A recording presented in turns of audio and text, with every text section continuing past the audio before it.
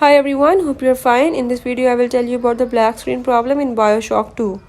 So if you are facing the black screen issue in Bioshock 2, I will tell you how to fix it on Windows 10 and 11 PC. So to fix this, I will show you every step in this video. You have to follow them, and if you are new here, then don't forget to subscribe this channel. Now let's watch it and learn it.